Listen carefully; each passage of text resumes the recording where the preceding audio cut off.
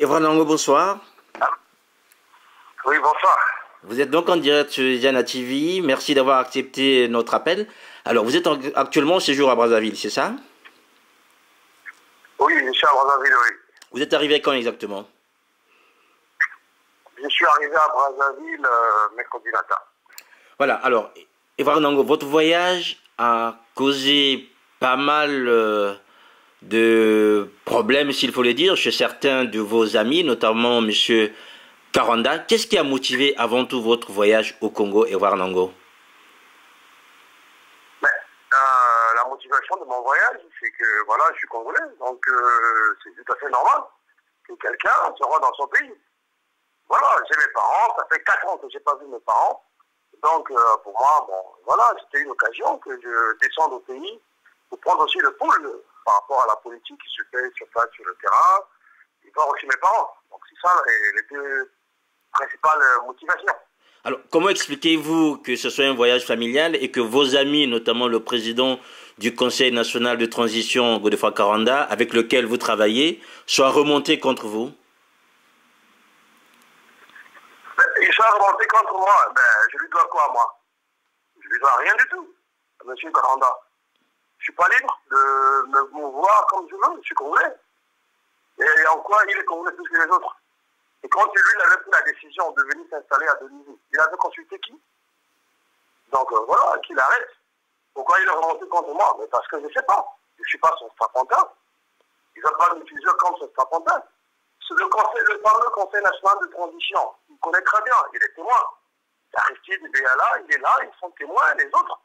Je n'en voulais pas au départ, parce que je savais que ça devait être toujours comme ça. Et je le disais toujours. Il savait très bien, j'ai commencé à faire la politique sur la place de Paris très bien avant M. Godefroid Karanda. Ceux qui ont, je ne sais pas, peut-être que les Congolais ont la mémoire courte, mais au moins, j'ai participé dans les conférences de débat. Il n'a jamais été là, dans les marches, dans les manifestations, partout.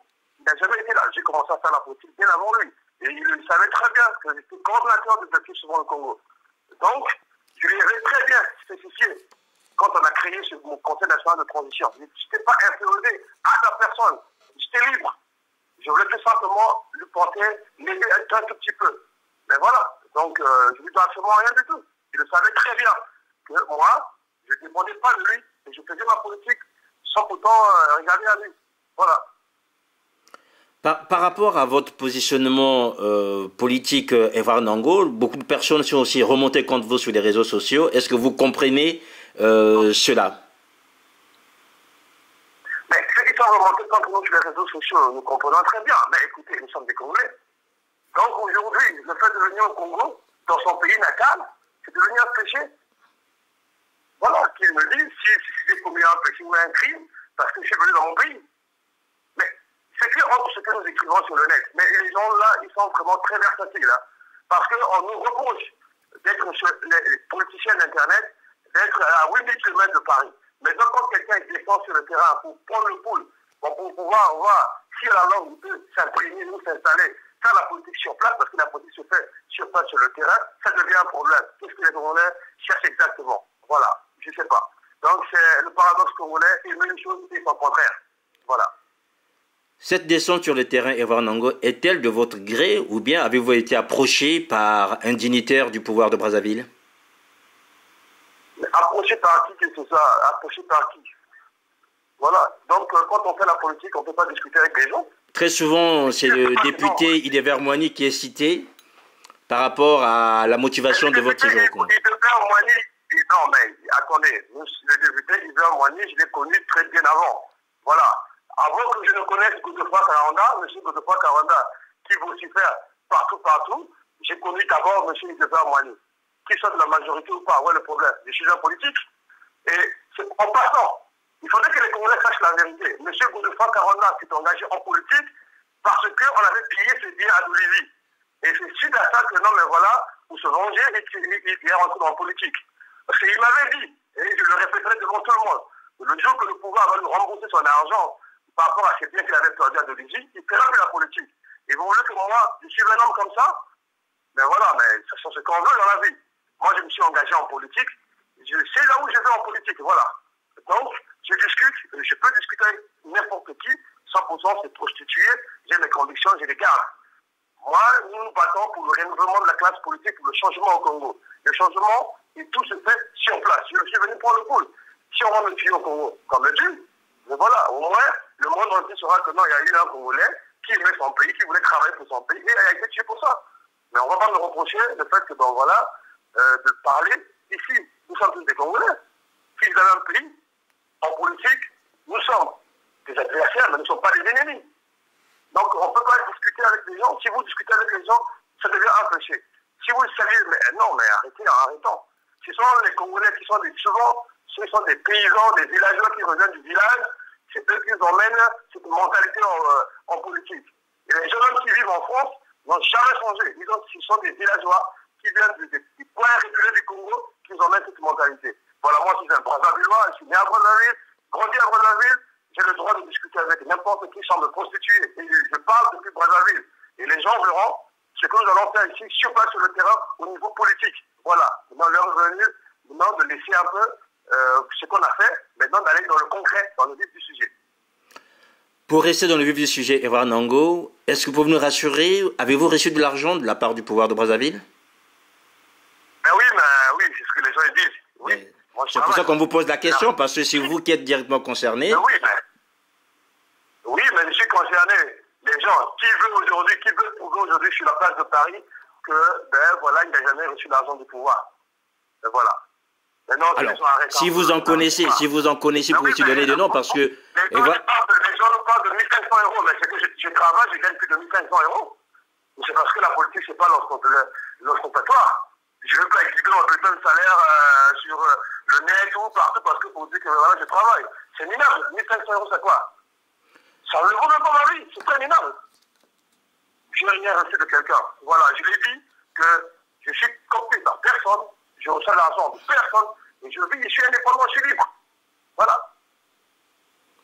Donc aujourd'hui, contrairement à ce que Godefroid Karanda a déclaré, vous ne faites plus partie. Êtes-vous toujours dans le Conseil national de transition? Mais écoutez, M. Godefroid Karanda, il est malhonnête. Voilà, il est malhonnête. S'il veut, on fera un débat. Quand je vais repartir à Paris, on fera un débat. Voilà, éliminer quelqu'un qui pense que voilà, la politique c'est des petits, c'est du n'importe quoi. C'est pas de la place sur la vie des gens. Qu'est-ce que M. Godefroid Karanda a déjà apporté sur la place de Paris? Quelle réflexion que lui a déjà apporté? Attendez, sur la place de Paris, il y a beaucoup de gens qui exagèrent. Le départ de Sassou n'est pas un programme politique. Dire que tout le matin, midi, soir, que Sassou va partir, ne fait pas de vous un politicien. Mais non, si M. Godefroid Karanda, il est courageux, qui descend d'avoir la ville pour venir faire sa politique devant ici. Parce que moi, je veux concourir au chauffage ici, ici là. Je prépare mon terrain. Voilà, parce que je sais que non, il y a un problème de cycle, il y a une nouvelle génération qui doit prendre ses responsabilités. Mais on est là.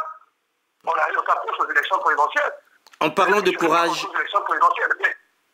En parlant de courage, Monsieur Nango, est-ce que vous pouvez nous dire quel accueil vous a été réservé au Congo, vu déjà ce que vous disiez, non seulement sur le régime de Brazzaville, mais aussi sur certaines personnalités politiques, dont le président de la République? Mais oui, mais on nous a bien reçus pour nous faire comprendre qu'effectivement, on avait la psychose au niveau de Paris. Non, on nous a dit, on nous a fait comprendre que non, mais ici... Bon, mais moi, j'ai jamais fait la guerre. J'ai jamais demandé à ce qu'il y ait la guerre dans ce pays. Voilà. Il y a eu des meurtriers, il y a des gens, des criminels. Il y a des gens qui ont versé le sang ici dans ce pays. Mais qui sont ici à Brazzaville? Moi, qu'est-ce que j'ai fait pour que, voilà, que je mérite une conduisant non, je suis citoyen congolais. C'est normal que je me révolte parce que le pays appartient à tous. C'est normal qu'il y ait des coups de gueule, que je attaque le pouvoir. C'est normal. Maintenant, de pouvoir aussi nous faire comprendre que oui, effectivement, la politique ne se fait pas à distance, elle se fait sur le terrain. Et regardez ce que nous sommes en train de faire. Bon, voilà, c'est contestable. Maintenant, si je ne suis pas d'accord, je leur dirai ceci, en face, bon voilà, tel ou tel sujet, je ne suis pas d'accord. Et pourquoi? Mon combat n'est pas contre les hommes, mais mon combat est contre le système, et nous, on veut apporter quelque chose pour ce pays-là. On veut que ça change. Voilà. Et pourtant, ces hommes-là, vous les avez attaqués souvent, Edouard Nango? Mais oui, mais c'est ça la grande... Vous les désignez même par les cocobars, en fait. Mais oui, mais justement, mais ça, je ne changerai pas bien au-delà. Ce discours, je le tiendrai ici, sur place à Brazzaville, que la vieille classe politique congolaise, tous ces cocobars-là doivent partir. et c'est de la place maintenant aux jeunes. Nous sommes capables de diriger ce pays. Nous sommes capables d'apporter quelque chose pour ce pays-là. Et s'il faut mourir pour ce pays, nous allons mourir pour ce pays. Parce que nous n'accepterons pas qu'il y ait encore une guerre civile dans ce pays. Ça, personne ne veut accepter. Le Congo est en train de se construire et le Congo doit compter sur nous, une nouvelle génération. Et ce discours-là, nous le dirons partout dans tout le Congo, sans rien reculer, sans enlever un de ça. Donc, on dira à ces vieux-là, vous allez faire votre temps, maintenant l'heure est venue de partir et de donner le témoin à une nouvelle génération. Et ça, je ne changera pas. Voilà ma vision, voilà mon cap, je ne changerai pas. Et Evra Ndongo, vous nous confirmez que vous êtes bien à Brazzaville avec Kevin Diafouka, dit Diaf Lekweta, c'est ça? Oui, monsieur Diafouka aussi, il est venu à Brazzaville aussi. D'accord, vous avez fait le voyage ensemble? Oui, on a fait le voyage ensemble, oui. Quel est votre programme à Brazzaville, Evra Ndongo? Qu'est-ce que vous allez faire exactement comme activité? Nous sommes en train de prendre le pouls au niveau de la population. Je crois que nous allons lancer un parti politique, ce ne sera pas une association, mais un parti politique, et nous allons rentrer dans l'arène politique. Voilà. C'est ça notre combat, c'est ce qu'on va faire sur place à Brazzaville. Est-ce que déjà vous prévoyez des activités, des rencontres avec des jeunes ou avec la population? Ah bah oui, oui, tout à fait. Nous sommes venus pour travailler, nous sommes venus ici pour faire de la politique, apporter notre pierre de la construction de l'édifice qui est Congo. Donc on est en train de prendre des contacts avec des jeunes, parce que nous savons que les jeunes congolais sont dynamiques, ils ont de la matière, ils ont du potentiel, et demain il faut des contacts avec ces jeunes-là. Nous voulons dire que non, mais voilà, cette vieille classe politique a fait son temps, et ils ont échoué lamentablement. Maintenant qu'ils nous donnent le témoin, nous allons diriger ce pays. Voilà. Par rapport au débat sur la Constitution, Evra Ndongo, avez-vous changé d'avis? On ne change pas d'avis, on ne change pas d'avis. La Constitution, on ne va pas changer de Constitution, voilà, ça c'est mon point de vue. La Constitution, elle doit rester telle qu'elle est aujourd'hui. Maintenant, une révision est possible. Voilà, on est pour une révision totale pour cette Constitution. Parce que, arrêtons l'hypocrisie. Tout le monde est d'accord, on sait pertinemment que cette Constitution n'est pas démocratique, ne vous permet pas d'exercer réellement la démocratie dans notre pays. Dans cette Constitution, concernant les verrous, on ne touche pas, le nombre de mandats, il y a limite d'âge, on ne les touche pas, mais le reste, on peut virer et mettre de nouveau. Voilà. Voilà, c'est ça.